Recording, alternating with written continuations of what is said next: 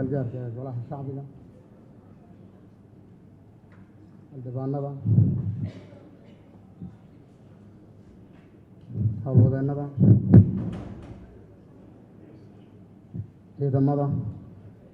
iyo marti sharafta. Assalaamu calaykum waraxmatullaahi wabarakaatu.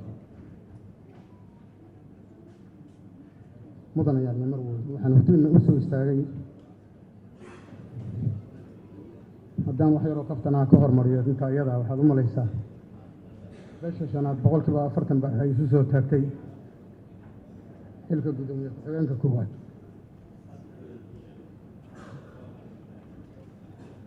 waxaad u malaysaa xildhibaanada meesha ka soo qayb galeen inay aada u yar yihiin, sidaa darteedna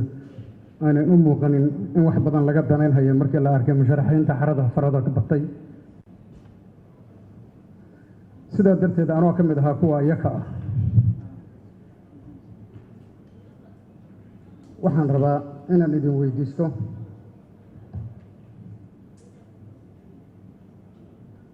inaad kalsoonidiina ay siisaan inaan ka midno qolooyinka wax raadinhayo. meeshan waa baarlamaan, baarlamaankana waa udub dhexaadka xeer dejinta dalka, waana xubinta ugu muhiimsan ee dowladnimo, waana waa-adinka kuwa wakiilka ka ah shacbiga Soomaaliyeed.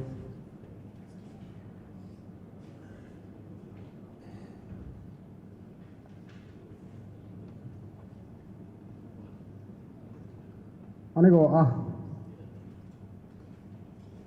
oday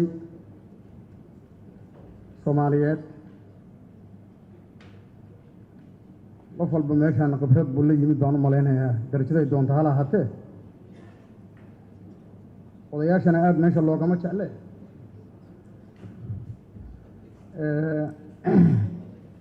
haddii wax yaraan idiin taabo taarikh nololeedkayga, waxaan dhashay 1958 waxaana ku dhashay magaalo yar oo la yidhaahdo Balad Xaawe oo ku taalla xuduudka Kenya. waxaan ku bartay dalka, waxaana wax ku bartay canshuurtii shacbiga Soomaaliyeed. waxaan jaamacadda ka baxay 1979 dugsi sarena waxaan ka baxay 75. waxaa leedahay ninka maxaa meesha soo taagay wixiis hore u qaatay. laakiin waxaad ogaataan dhabanacad waa iga dambeeya weli, waana 90 iyo dhowr sano jiraa. 1980 waxaan noqday agaasimaha waaxda gaadiidka ee hay'adda qaxootiga qaranka, markaan wax yar inaan ka saaro taarikh nololeedkayga. 1980 ilaa 86 waxaan ahaa agaasimaha waaxda farsamada gaadiidka iyo dhismaha wakaaladda batroolka ummadda. 86 ilaa 90 waxaan ahaa maariyaha guud ee wakaaladda batroolka ummadda.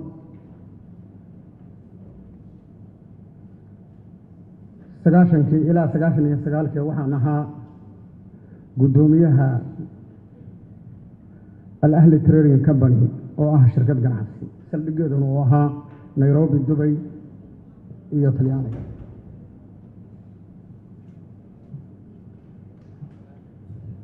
99 ilaa 2005 waxaan ahaa la taliyaha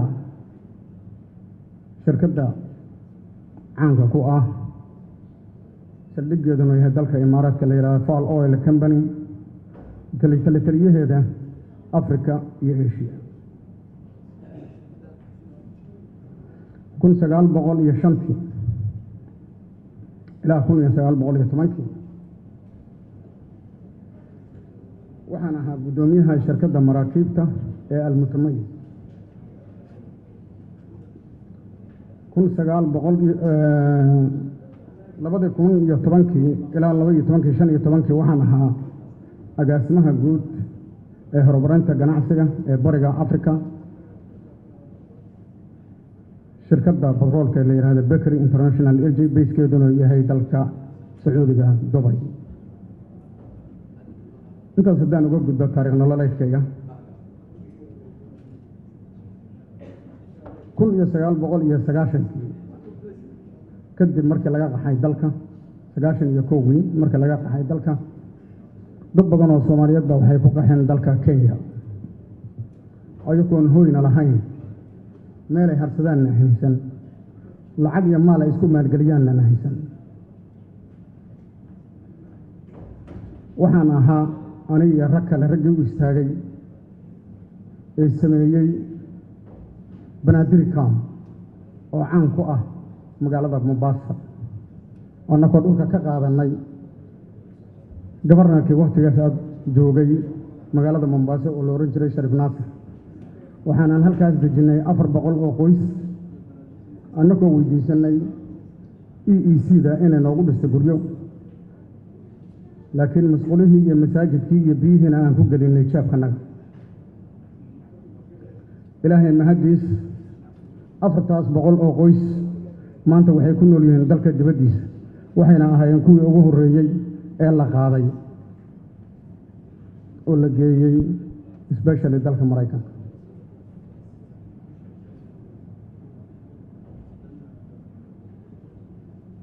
aniga oo dareensan in canshuurta dalka aan wax ku soo bartay waxaan go'aansaday inta ka dhima noloshayda inaan u khidmeeyo shacbigayga anoon ka doonaynin wax maal iyo adduun ahmedna xildhibaanada sharafta leh haddaad ii oggolaataan inaan ka mid noqdo guddoonka lagu daadejinayo baarlamaanka waxaan waajib naftayda uga dhighayaa inaan yareeyo kala fogaanshihiinna badiyana isku soo dhawaashihiinna yareeyo khilaafkiinna badiyo wax wada qabsigiinna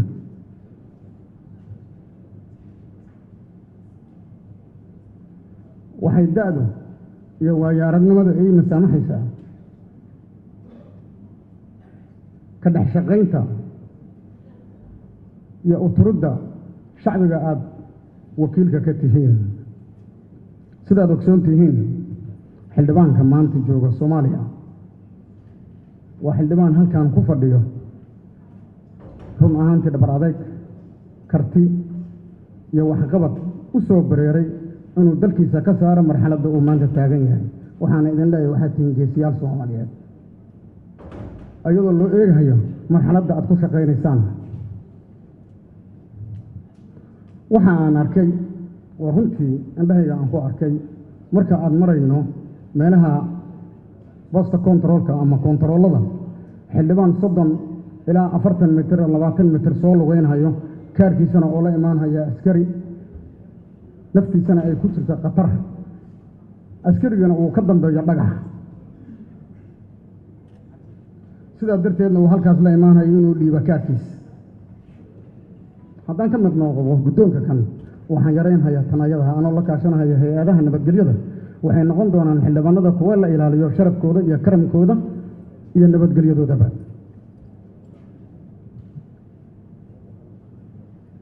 waxaan arkay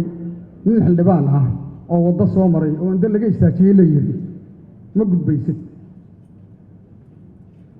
ee telefoon dirso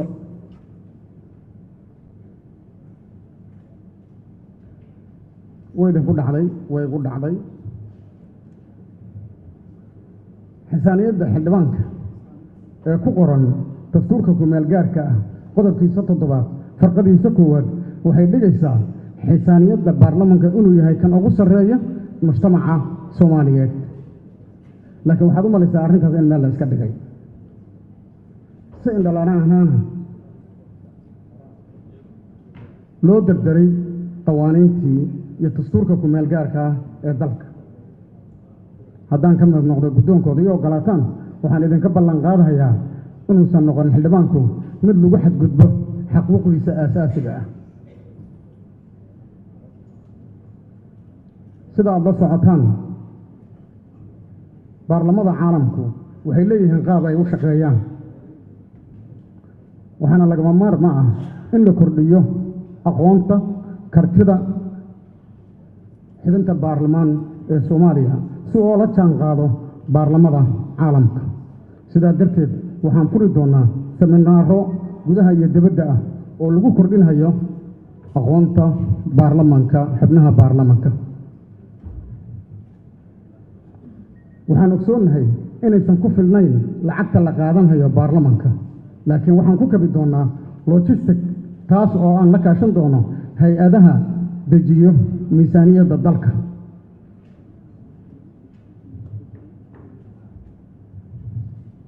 xildhibaanku ma laha daryeel caafimaad waxaanan samayn doonaa hadduu ilaahay yidhaahdo inaan wax ka qabto oo ugu horreyso isbitaallada dalka oo joogtaa roga noqotay isla markaasna xildhibaanada u sameeyo meel khaas ah oo lagu daaweeyo kii marka iyada xanuunkiisa dalka wax looga qaban waayana loo diro dibadda anoo la kaashanhayo guddoonka iyo hay-adaha ay arrintaasi khusayso xildhibaanku wuxuu noqon doonaa mid ku sharfan magaciisa iyo matalaadiisa shacbigiisa waxaan samayn doonaa xiriir lagama maarmaan ah inay xildhibaanka iyo shacbigu wada yeeshaan xiriir toos ah isla markaasna uu helo xildhibaanku meel uu ku qaabilo shacbiga uu wakiil ka yahay taasoo micnaheedu tahay inuu xildhibaan kastaba yeesho xafiis khaas ah oo uu ku fuliyo amuuraha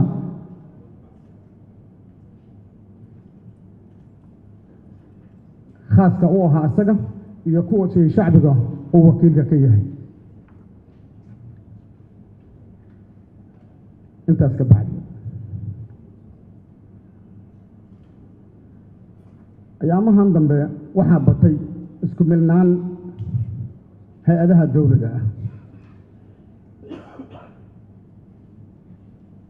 waxaa la kala saari waayey baarlamanka iyo hay-adda fulinta baarlamankuna wuxuuna ku milmay hay-adda fulinta haddaan ka miiqnoqo guddoonka baarlamanku ma noqon doono mid ku milma hay-adaha fulinta laakiin wuxuu noqon doonaa mid la xisaabtama hay-adaha fulinta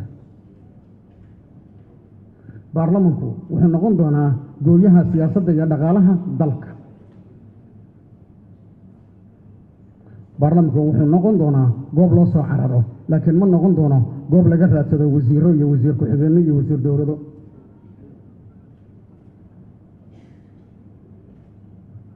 haddaad isiisaan codkiinna ood igu aamintaan kana may noqdo baarlamanka guddoonkiisa aniga oo la kaashanhayo xubnaha kale ee guddoonka waxaan ballan qaadahayaa in uu noqdo saldhig noo noqdo dastuurka ku-meel gaarka ah iyo xawaasaadka iyo shuruucda kale ay dowladdu leedahay annagoo la kaashanayno wax walba dowladaha kale iyo baarlamada kale oo caalamiga ah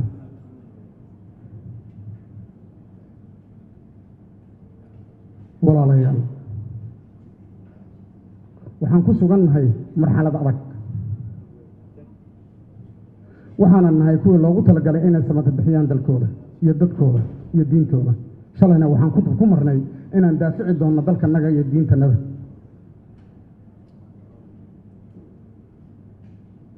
waxaan idinka rabaa hal shay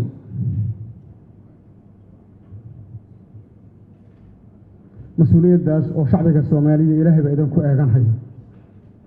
waana dhammaantanna wax noo wada yaalla waxaa jira murashaxiin fara badan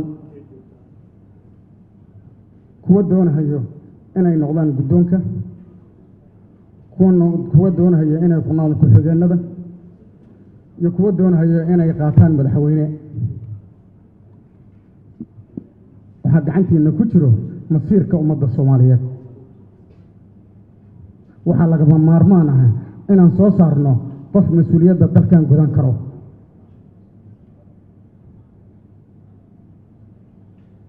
waa inaad garataa xildhibaanow waxaad mas-uul ka tahay shacbiga soomaaliyeed ee maantay sidii xayawaankii markii ban ku qorxo 10 hadday dhimato nagasta dheegi qof og wixii shalay dhacay ma jiro waxaad moodaa dadka soomaaliyeed inay ka dhinteen damiirka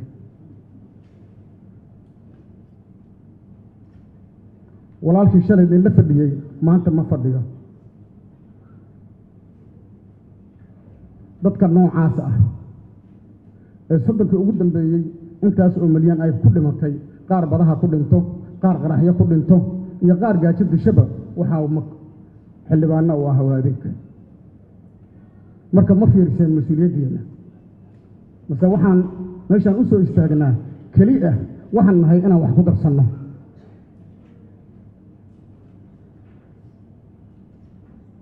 haddii aad ugu dartaan qolada hunguriga xunoo ayaka naftigooda u soo istaageen meesha tan inay waxay hayaan wax ku darsadaan waxaan ogolaan hayaa oon idin weydiisan hayaa inaan ka maqno kuwaas hunguriga xunoo meesha soo istaagay laakiin rabo hal shay oo keli ah inuu ka gudbiyo marxaladda uu dalka ku sugan yahay oo mana soo noqon oo ma imaan dalka kan inaan raadiyo $3,000 iyo wax la mid ah inaan qaato mushaar ah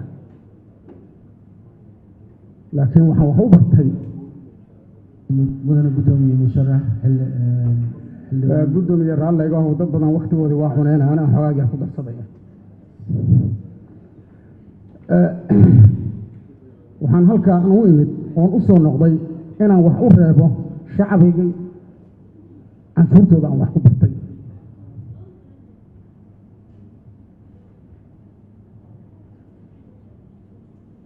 oogana reebo inta nolosheeda ka hartay inaan u khidmeeya iyaga waxaan idin weydiisanhayaa inaad sida aan ahay aad rahtaan adinka oo dhan waxaan idin xasuusinhayaa ilmahanaga kuwa ku nool dibadda waxay noqdeen kuwa iyaka isdilo iyo kuwa kalar iyo diinba lagu dilo kuwa ku nool dalkana waxay noqdeen kuwa qaxayo oo ku dhammaaday badaha xildhibaanada waxaa laga rabaa inay abuuraan weji ka duwan wejiga isaga ah waxaana muhiimadda ugu horeeya ay tahay ninka aad dooranaysaan oo dalka hoggaamin doono ma waxaad ku dooranaysaan shilimaad uu bixiyo mise waxaad ku dooranaysaan karti iyo dadnimo iyo aqoon uu ummaddan ku hoggaamin karo mise waxaad ku dooranaysaan qabiil iyo qabyaalad iyo kala qooqbnaan waxaan idinka rabaa adinkoo raalle iga ah hadalkiisa ila tegin annaka oo dhan inaan saldhig ka dhigano midnimo cadli wadajir walaalnimo taasoon dalkanaga iyo dadkanagaba aan ku horumarin karno waxaan idin leeyahay ilaahay ha idin dureeyo carruurta iyo awlaaddana allaha idin asturo annakana allahana wada asturo rokodka iyo dhagaxyada iyo balaayada nagu rakibanna ilaahay subxaanahu wa tacaala ha naga nabad geliyo maantana waxaad taagan tihiin marxalad aad u adag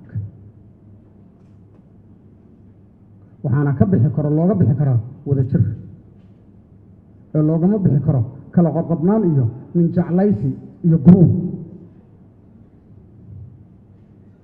gacma wadajir bay wax ku gooyaan waxaad maanta arkaysaan oo xaqiiq ah annaka oo dhan inaan ka fikirno wax la yidhahdaa beesha shanaad